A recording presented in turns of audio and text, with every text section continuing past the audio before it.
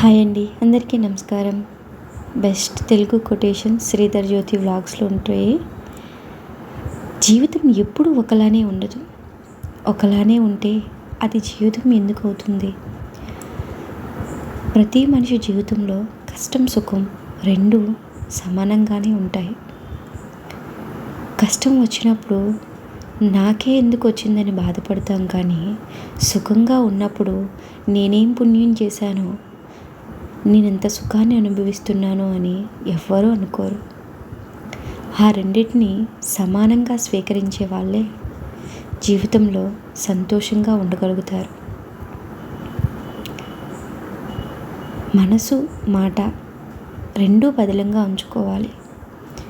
రెండిట్లో ఏది జారినా మన చేతి నుండి అది ఎన్నో అనర్థాలని దారితీస్తుంది. మాట సరిగా ఉంటేనే నలుగురు మనకి గౌరవించేలా మన జీవితం ఉంటుంది.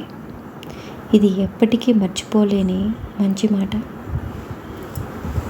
ప్రతి క్షణం మనకు నచ్చినట్టుగానే ఉండాలని కోరుకోవడంలో తప్పులేదు, కానీ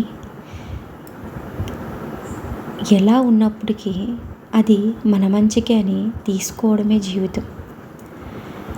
నిన్న ఒకలా, నేడు ఒకలా, ఈరోజు ఒకలా ఉంటుంది. ఎప్పుడు అన్ని రోజులు ఒకలానే ఉండవు. రోజులు ఎలా ఉన్నప్పటికీ, ఎలా మారినప్పటికీ మనకి అనుగుణంగా మార్చుకోవడమే జీవితం. నీతులు చెప్పటానికి ఎంతోమంది ఉంటారు, కానీ అనుసరించే వాళ్ళు చాలా అరుదుగా ఉంటారు. నీతులు చెప్పేవాళ్ళు చెప్పినంత మాత్రాన వాళ్ళు నీతివంతులు అని కాదు. తప్పు చేసినంత మాత్రాన వాళ్ళు తప్పుడు మనుషులైపోరు. పరిస్థితిని బట్టి ఎవరి దారిలో వాళ్ళు వెళ్తూ ఉంటారు. ఒకరికి సహాయం చేయకపోయినా పర్వాలేదు, కానీ ఒకరి సహాయాన్ని పొంది అది మర్చిపోకూడదు. నీ సంతోషం ఎవరి దగ్గరో నీకు దొరకదు. నీ సంతోషం నీ చేతుల్లోనే ఉంటుంది. నీ వల్ల నా జీవితం పాడైపోయిందని ఎవరి మీద ఒక నింద వేయకూడదు.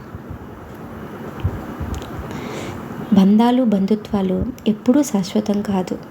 మనం ఏంటి, మన వ్యక్తిత్వం ఏంటి అనేదే శాశ్వతం. ఇది గుర్తుపెట్టుకుంటే జీవితం సంతోషమయం.